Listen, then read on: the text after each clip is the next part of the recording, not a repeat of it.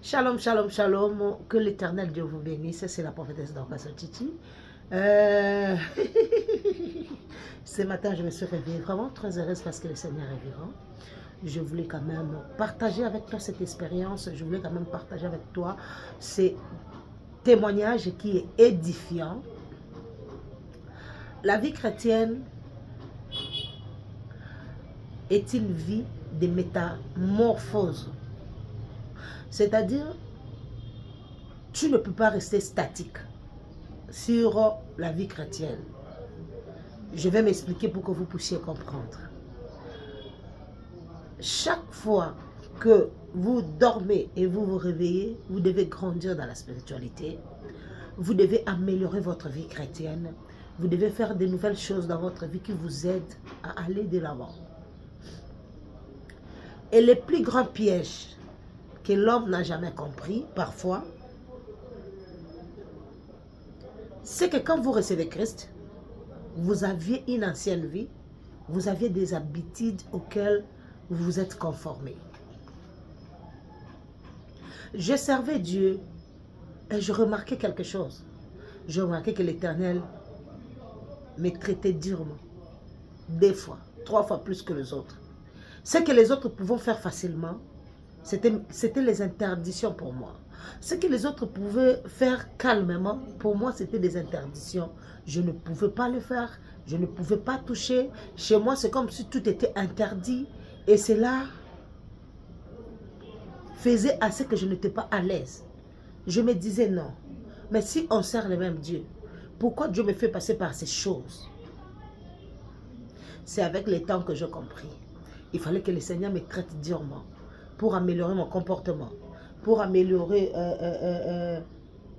ma vie chrétienne, pour améliorer le travail que je suis en train de faire. Écoute, la Bible dit, à celui qu'on a beaucoup donné, on demandera aussi beaucoup. Parfois, je pleurais parce que il y a des moments où les gens te traitent durement, croyant que non, tu ne crains pas Dieu, pourquoi ceci est arrivé dans ta vie, pourquoi cela est arrivé dans ta vie, sans le savoir que chacun de nous a son parcours. Sans le savoir que chacun de nous a la manière dont Dieu le conduit. Et cela n'était pas facile pour moi, je vous dis.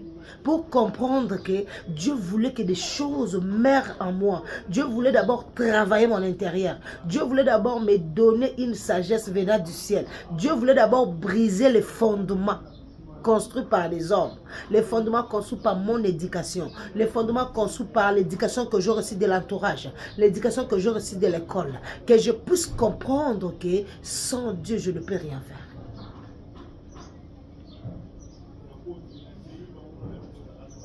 Vous devez améliorer les vous. Quand je parle les vous, vous attendez vous-même qui êtes né de nouveau et votre ancienne vie.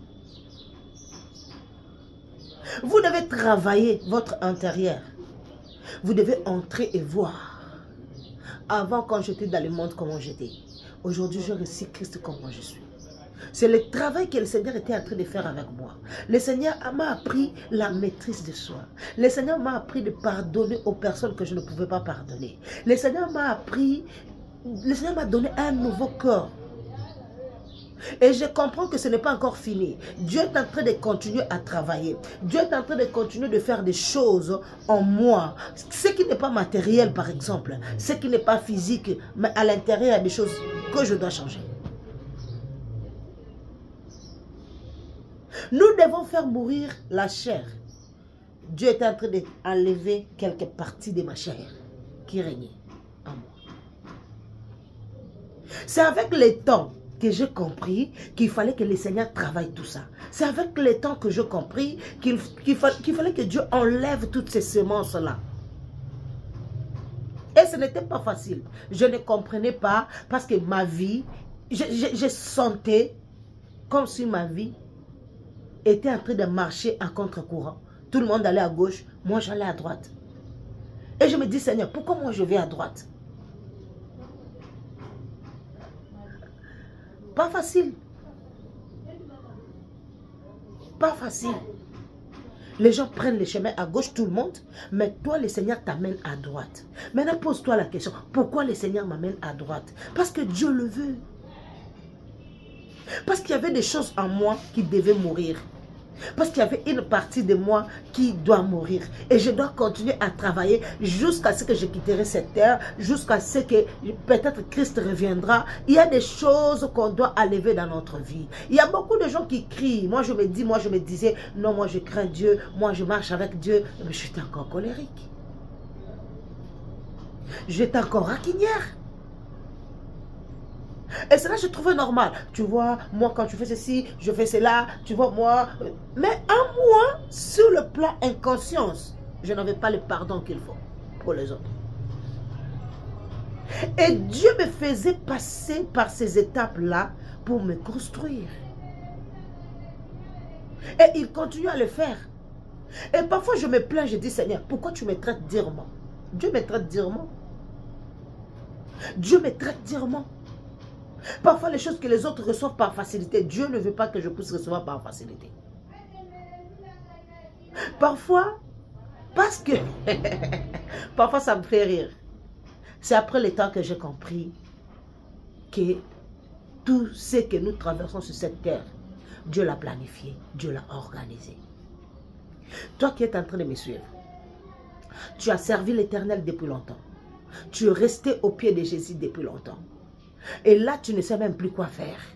Parce que tout ce que tu fais dans ta vie, tu crois comme si Dieu est contre toi. Non. Il y a une partie en toi qui doit mourir. Il y a une partie en toi qui doit rester avant que tu entres dans ce que Dieu t'a promis. Il y a la chair doit mourir. Beaucoup de gens sont dans la chair sans se rendre compte qu'ils sont dans la chair. Beaucoup de gens sont encore dans le rancune, sans comprendre qu'ils sont dans les rancunes. Ils sont encore dans la colère, les commérages. Mais ils prient matin, midi, soir, sans comprendre qu'ils sont dedans. Il y a des choses que tu dois enlever. Malgré que tu pries, malgré que tu pars à l'église. Mais tu n'as jamais laissé les commérages. Laisse Dieu